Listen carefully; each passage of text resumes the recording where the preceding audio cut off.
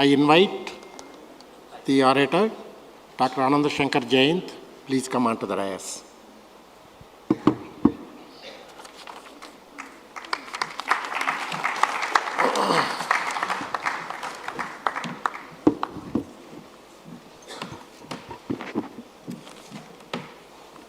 Thank you. ABSI is commencing an oration to celebrate the life of Dr. Ushalakshmi by instituting Dr. Ushalakshmi Oration. Now it's my great pleasure to invite Dr. Diptendra Sarkar, immediate past president, to introduce about Dr. Ushalakshmi Oration program.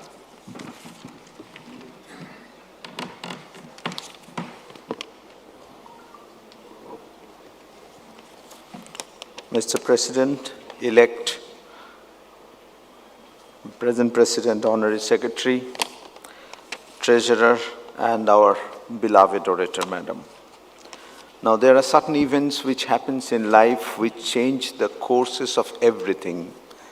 And one breast cancer was responsible at the end of the day in forming an association and going into a conference of this magnitude. I've got the proud privilege to introduce Dr. Kotha Ushalakshmi. Born on 21st July 1933, Dr. Ushalakshmi has been one of the most renowned gynecologists from the Telugu states. She graduated and later obtained her postgraduate qualifications, that is DGO and MD from Guntur Medical College. She worked as the professor of obstetrics and gynecology in Hyderabad with the longest innings in Nilofer Hospital. Attention to detail was her trademark.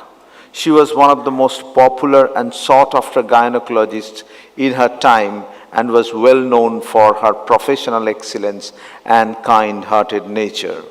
Although breast cancer was unwelcome visitor in her life at the age of 69, Dr. Ushalakshmi fought the disease with extraordinary courage and fierce determination. A brave and gritty breast cancer conqueror, Dr. Ushalakshmi resolved to make a meaningful difference to the delivery of breast cancer care in India. With a vision to empower women about importance of early detection of breast cancer, which is the commonest cancer affecting women, and equally establish a population-based breast cancer screening program, she founded the Ushalakshmi Breast Cancer Foundation, a not-for-profit breast cancer charity, in September 2007.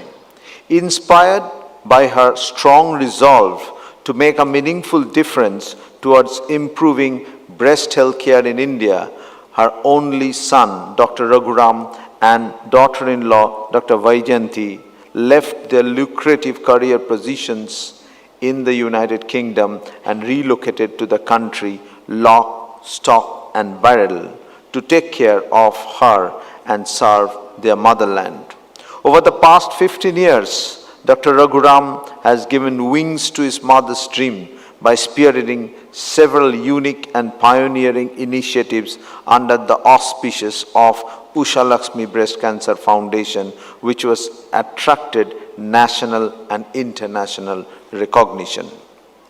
Dr. Ushalakshmi has also been the inspiration behind the KIMS-USHALAKSHMI Center for Breast Diseases at KIMS Hospital in Hyderabad, which is Southeast Asia's first free-standing purpose-built comprehensive breast health center, thus bringing about a revolutionary change in the way breast health care is understood in the Indian subcontinent. In the 1950s and 60s, arranged marriages were the norms. However, she defied all the rules and created a sensation by falling in love while pursuing MBBS and spent lifetime of 60 years with Professor P.V. Chalapati Rao, who was a renowned surgeon and former president of ASI. Behind every successful man is a woman. Dr. Ushalakshmi was the lucky mascot behind her husband, Dr. Chalapati Rao's success story as well. The greatest legacy that anyone can leave behind is to positively impact the lives of others. Dr. Ushalakshmi's glorious life well and truly epitomizes this statement. As someone who is generous to a fault, she has always placed the needs of others before her own. She is blessed with a loving family and has 2 grandchildren, Sai and Krishna, who are pursuing career in medicine and law respectively. At 89, she continues to inspire people around her. All in all, she has been blessed with the greatest fortune of leading a healthy, happy, enriching, productive, and a contented life. In her name, this oration has been instituted from this year. May I request the President, sir, to kindly introduce the orator.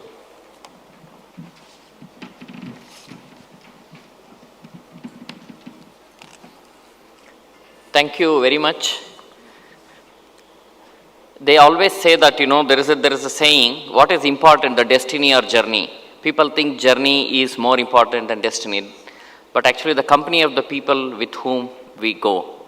There is no purpose or, any greatness in anything we amass as a surgeon, by surgeons and the skill, as long as the person who receives that, really who has walked through that path, guides us. So today I have the greatest honor to introduce our unique, special, talented orator of the first Professor Dr. Ushalakshmi Oration, which goes to Dr. Ananda Shankar Jayant.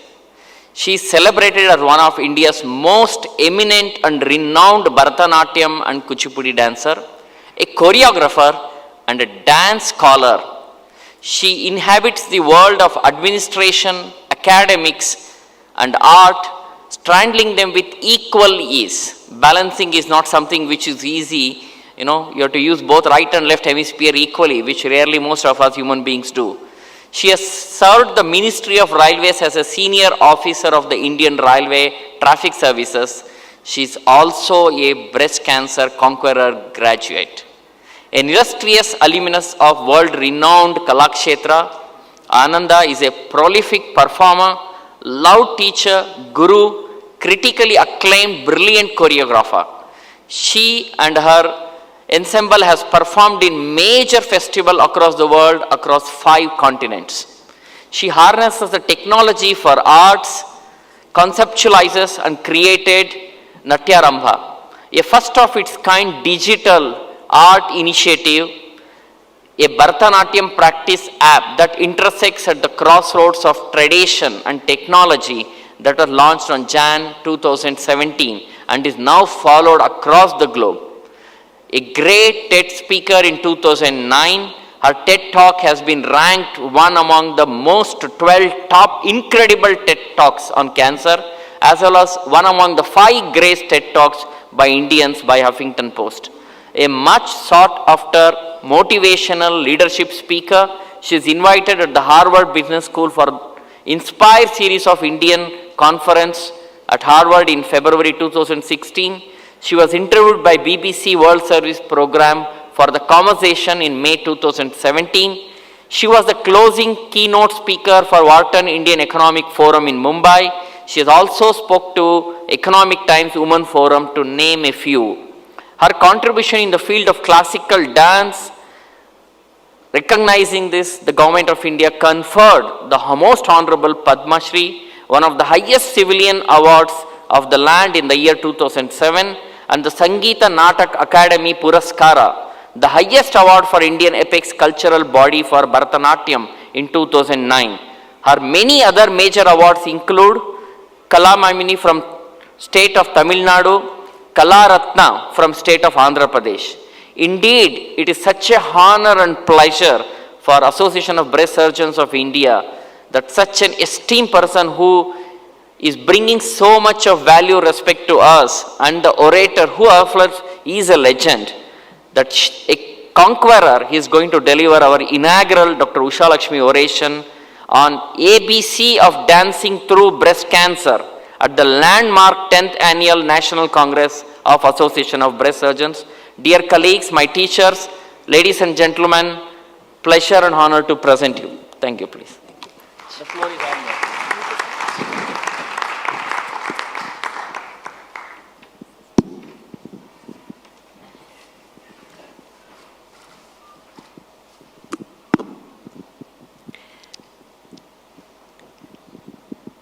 Can we do this at the end of the month? I asked, choking on my words, biting my tongue to ensure that my tears didn't spill over. I don't have time for this, I reiterated. I have a big festival coming up in 3 weeks. I have a million things to do. Design, planning, execution, programming, and to top it all, we're dancing on opening night. I have rehearsals underway. I just can't do this now. Can we just do this at the end of the month? I asked tremulously. And I received a gentle no. You need to get this out of the way fast and quickly, he said. Not used to taking a no that easily, my mind whirred. And I said, okay, I'll come in tomorrow. The 2nd of July. Let's get this behind us and let me get back to doing what I have to do. It's 3 weeks away. This time, I received a smile and a gentler no. And then the whole trajectory of what was ahead of me was laid out. It was the 1st of July, 2008. My husband, rather romantically, received me in Mumbai while I was flying back from US after a dance conference. Flying back from Mumbai to Hyderabad, he shared with me the results of a malignant test, of a test that has turned out malignant. And he had scheduled meeting Dr. Raghuram at the Ushalakshmi Breast Foundation at the KIMS hospital that very evening. So sitting in the doctor's chambers, I heard the word carcinoma. I then heard the words cancer, stage, and grade. Well, for me, cancer was my friend Padma's zodiac sign. Stage was what I danced on, and grades were what I may not have got in school. But that day, they took on such an ominous and different meaning. As I was sitting there, learning about new words and new protocols, multiple choices were laid out in front of my husband, Jayant, and I. Mastectomy, lumpectomy, chemotherapy, radiation, and so on. My mind was running parallelly on music, dance, rehearsals, practice, programs, even as Jayant, my husband, was asking all the uncomfortable questions, sometimes the same question more than twice. And every time, Dr. Raghuram answered them patiently, with empathy and sympathy. It was almost an hour as we wrapped our head around what was in front of us. We picked ourselves up, got into the car, and I shed copious tears. Shedding copious tears, I said, what is this new thing that life has thrown at us? This is a curveball that I don't want. This is unexpected, unwanted, and really not important. I really don't want this in my life. This is throwing a barrier and an obstacle in front of what I really want to do, and that is to dance. So my first question to Jayant was, hello, what will happen to my dance? Dance. Well, let me tell you something about it. At the age of 4, in a little temple here in Secunderabad, I was introduced to the world of dance by a rather market-savvy teacher who told my mother that I had large eyes and that I had to be taught how to dance. And thus I was introduced into classical dance at the young age of 4. Soon, a few awards and prizes like all good children go through, I was enrolled into Kalakshetra. That too was a miracle. One summer, my mother and I went to Chennai then called Madras. We were waiting outside the office in a beautiful campus, the campus Kalakshetra. The person we were waiting to meet, Rukmini Devi Arundale. She came out, blessed me, and did the traditional namaskaram. She looked at me and she said, "Join," and I was smitten. I came back home to Hyderabad and badgered my father. I said, "Now I have to leave, I have to go and learn how to dance."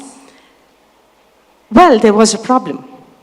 It was not about middle-class parents sending their firstborn to learn dance to boarding school. The problem was something else. The problem was that Kalakshetra was a full-time dance school and there was very little opportunity for formal education. So my father wrung his hands in dismay and asked me woefully, he said, "Are you going to be a school dropout? Is this what you want to do?" I said, "No." I promised him. I said, "No, I will study. I will get you that high school certificate." So my parents agreed, and exchanging convent school pinafores and black shoes and black ribbons and math and science textbooks for Bharatanatyam, Veena, dance dress, I entered the portals of Kalakshetra at the age of 11. But having made a promise to my father, I continued my education through long-distance studies, or what is called euphemistically correspondence course. So from the age of 11 to 17, I lived in Kalakshetra, living, breathing, sleeping dance. From 8 a.m. in the morning to 5 p.m. in the evening. And simultaneously went on to make my father rather happy by getting my matriculation, pre-university, and graduation degree through correspondence course. And of course, also got my diploma and PG diploma in Bharatanatyam. Back in Hyderabad at the age of 17, I was this young and up-and-coming dancer. And I realized that the return on investment, the ROI as it's called, of a young dancer is not very great. Because the outflow of dance and the expenditure is far higher than what I would get as income. And not wanting to dip into the little nest egg of my middle-class parents, I decided to upscale and went on to do a master's in research education. I went on to get that in Osmania University. While on the campus, inspired and motivated by friends taking the exam, I also sat for the Union Public Service Commission exams and ran into a very angry and irate mother who actually told me, "Don't study." The reason being, she said, that you will forget your dance at the dull embers of a desk job.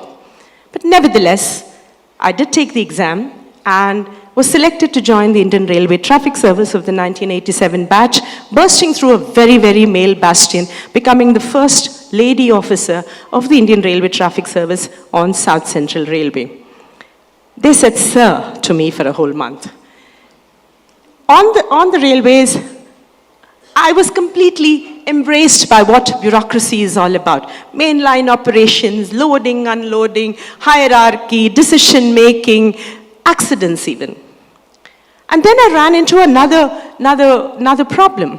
Well-meaning colleagues actually came up to me and said, "Now, why are you dancing? Enough, you've arrived in life, you've got this All India services job, stop dancing." But I had different plans. I said, "No, I will serve the Indian nation as a bureaucrat, and I will be that single thread of civilizational connect, which is Bharata, and I will do both." Well, that was more than 3 decades ago, that decision. I just completed a 3 decades plus tenure on the Indian Railways, and through it all, I continue to dance, perform, choreograph, engage with dance in its entirety. So as you see, dance is really who I am. And so that day, I kept asking this question: what will happen to my dance? So my husband, very positive, very confident, and he said, "You will get back to your dance. It's just a hiatus. You will be fine. You will really quickly get back to it." So drawing strength from his positive energy, I dried my tears and declared 3 loud affirmations to the world at large. I told myself, I will ride it out. I will not allow cancer to ride me. I will not say why me, and I said that cancer is one page in my life. It is not the book of my life. And remember, it was 2008, not 22, but it was still hush-hush. So I said, I will talk about it. And I said, I will deal with it and dance through it. And thus it went. On the 7th of July, I walked into theatre, lipstick and all, like I would, into my theatre, the dance theatre, for my surgery, a lumpectomy of the left breast. 48 hours later, with a drain attached to my left hand, my fingers attached to the keyboard, I was busy on the laptop preparing for that 5-day program that I was curating. I remember Dr. Raghuram coming on his rounds and saying, good, I'm really happy that you're keeping yourself active. And so it went. Busy as I was, 2 weeks later, I was on stage presenting that 5-day event with the who's who, the superstars of Indian dance, with my group performing, though I didn't perform that particular time. And soon it was August 2008. I was ready for the next cycle, the cycle of chemotherapy. And I had other commitments. Well, a commitment is made because it's supposed to be honored, right? So I had this performance that I had committed to long ago. And so between my first and second chemo cycles, with my left hand still stiff and sore, and of course hair almost gone, I decided that I'm going to dance this performance. So I went on stage, performing literally weeks after surgery and between the 2 chemo sessions, 45 minutes non-stop. And who was in the audience? In the first row was Dr. Raghuram sitting. Seeing him gave me extraordinary confidence. I'm told that I performed rather well that day. But Raghuram told me later how worried he was every time I lifted my hand, worried about the stitches and worried about what would happen, that he said I was almost on the edge of the seat. 2 years, this support, this warmth, this connect, and this embracement of one single patient continued. Dr. Raghuram, my oncologist, Dr. R.V. Rao, Shrikala, and the whole team, they were busy professionals, absolutely busy, supremely busy, committed professionals who were busy through the day. And yet they made time. Yet they made time, especially Raghuram, made time for all the questions, all the angst, all the unwanted doubts, and everything else under the sun that I would have or my family would have. What I think I really did, unconsciously or consciously, is the words like barrier, obstacle, problems, I replaced with opportunity, milestone, and challenge. I realized that the very shifting of the way we look at life would help. What was also happening is my dance was hand-holding me over this speed breaker called cancer. It was helping me overcome society-driven melancholy and data-driven fears, what I call the clamor, clutter, and melodrama of cancer. And understanding this and helping me stand on the edge was Dr. Raghuram and his team, hand-holding me, allowing me to go that path of being able to dance through cancer. He understood that dance to me was my life breath, and my life breath dance was helping me transit and ride out cancer. He was helping me breathe, as was my husband Jayant. I remember Jayant telling me that chemotherapy, why are you getting afraid of it? Deal with it like nectar. I'm like, really? Nectar? Amritam? He said, yes. Think of it, because it's cleaning you up. It's destroying everything evil inside you. So obviously it's an Amritam, and whoever told you Amritam has to be sweet and doesn't have side effects. That clicked. And so did Dr. Raghuram, who said, listen to your body, do whatever it takes. Listen to your body and do whatever it takes to get out of this phase. And that's exactly what I did. I listened to my body, listened to my spirit, listened to who I am. I danced. I stepped into the dance studio every day. Difficult, but yes, reworked, regrouped, all what I had learned earlier.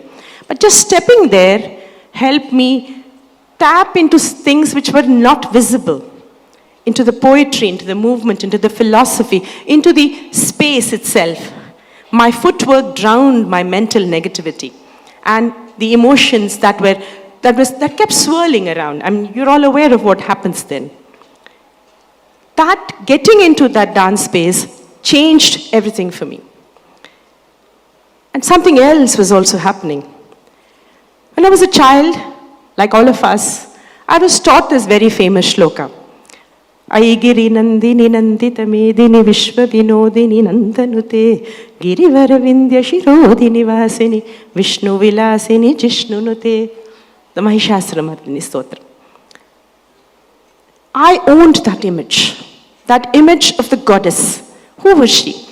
She was Durga, 18 years, beautiful, bedecked, all of 18 arms, each arm ready with a weapon to ride into that space to destroy Mahisha. And I told myself, I am also Durga. I also have these 18 arms, my family, my husband, my doctors, my nurses, even my Labrador, Justin. So I'm also someone with 18 arms. I will ride out into that battlefield of cancer to destroy cancer. Remember, Durga rode a lion. And I told myself, my lion is my inner strength, my resilience, which shone under the light of understanding and under the umbrella of empathetic counseling and support that was given by my doctors at the Ushalakshmi Foundation. They all helped me tune into dance and tune out of cancer. The business of life, ladies and gentlemen, is to challenge us. And challenge us, we all will be. Because the business of life is to challenge us, and therein lies our greatest learning. And it is during these times of challenge that our unique talent, our core strength, as I call it, comes to our rescue.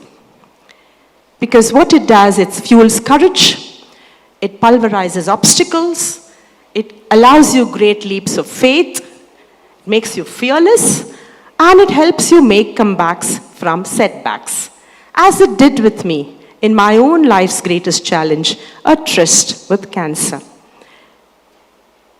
And recognizing this, it's not very easy for a very busy doctor, for a very, very professional team to recognize this one little thing in one little patient. Recognizing this need for me to go through that path, to be able to recover and heal, and to that path of healing and health, this recognition and this awareness helped me take further steps forward.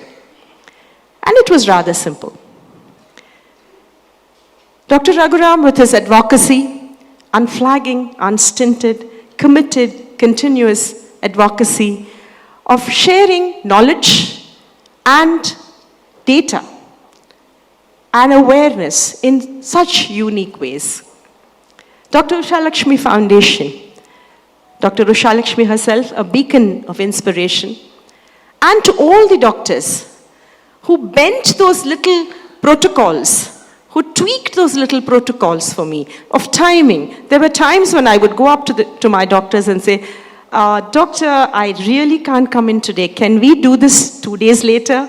This used to happen during my chemo cycles because I would have a performance. And they would say, fine. They would either take it ahead or later. This little tweaking, little understanding that was constantly being given to me. The bending of set protocols to suit a one particular patient. And the most important of it all, continuous, constant, consistent, committed, compassionate counseling. 2 years non-stop. Any time of the day or the night, I could pick up the phone and ask my million questions, sometimes each question many a time. And I would always have a patient, empathetic answer. And that, ladies and gentlemen, is really my ABCs of dancing through cancer. And this is not just with me, believe me. This is what this extraordinary team led by Dr. Raghuram at the Ushalakshmi Foundation does with everyone. I was just one patient, but they find this pathway. They help every patient find their own pathways to access that intangible something from the universe that they have come with through the power of their unique talent, through the power of their core strength, helping them heal in ways that are beyond the prism, beyond the paradigm of known medicine. And this is what he does with every patient. And to me, it is beyond just the ABCs. I think it's the whole alphabet. As a dancer, the Navaresas are something that we learn in dance. The shloka goes, Shringara Hasya Karuna, Raudra Veera Bhayanaka, Bhibatsa Adbhuta Shantascha, Rasapurvai Rudahrita. Well, this is my Navaresas. I was angry, Raudra, when I heard the word cancer sitting in Dr. Raghuram's chamber. I was afraid, not knowing what was in front of me. It was Bhayanaka. I was appreciative of the valor, Veera, of the medical community that worked around the clock, anytime, every time, ready for the best, for the worst emergency, Veera. I, of course, had just bibhatsa or disgust for all the side effects that medicine threw at me. I was wonderstruck at what was possible and what was being achieved on a daily basis in the world of medicine. I, of course, shed copious tears, to which I received a lot of karuna or compassion. So there was Raudra, anger for unknowing about cancer, afraid about it, wonderstruck at what's happening, disgusted with the side effects, seeing the valor around me, and receiving inordinate compassion. Raudra, Bhayanaka, Adbhuta, Veera, Bhibhatsa, and Karuna. And of course, I laughed, hasya, at my bald pate when I lost all my hair. And Shringara, love. Falling in love again with husband and life. And Shanta, peace, which I am right now. With that confidence that I'm not a cancer survivor, but a cancer conqueror. Cancer, ladies and gentlemen, now dancer. Thank you very much.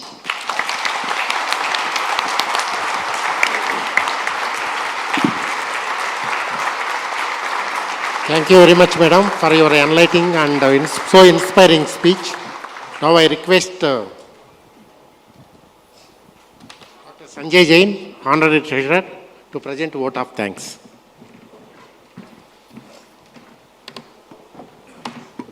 Thank you, Dr. Aidu. The orator,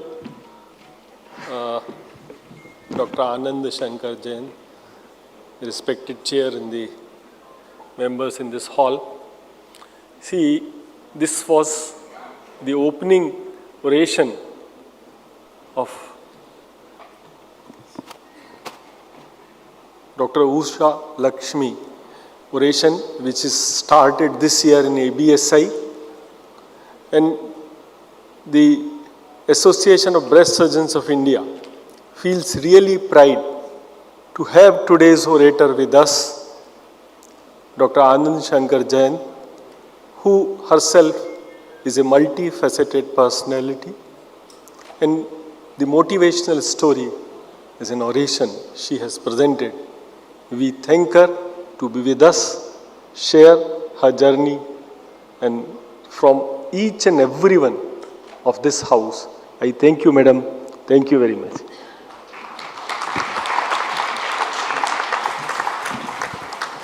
Now I request all office bearers to the center stage.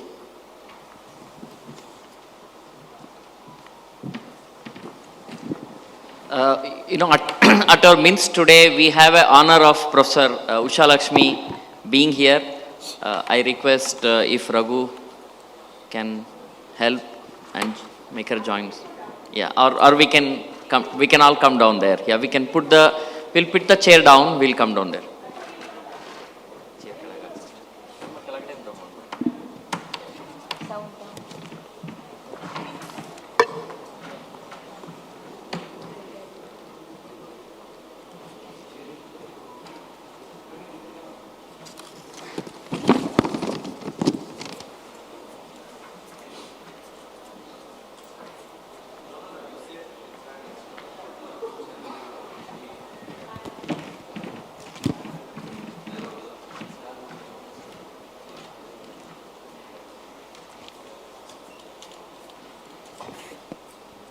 Now I request Dr. Somashekar, Dr. Devo and office bearers to felicitate.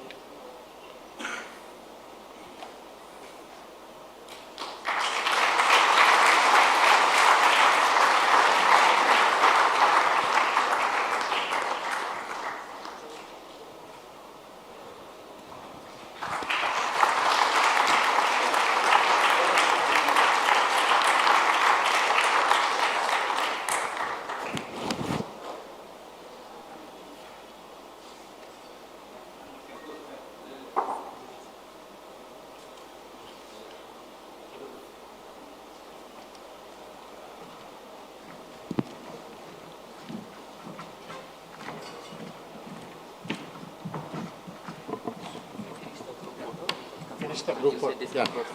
Yeah. We will now conclude the ceremony. Can we have group photo?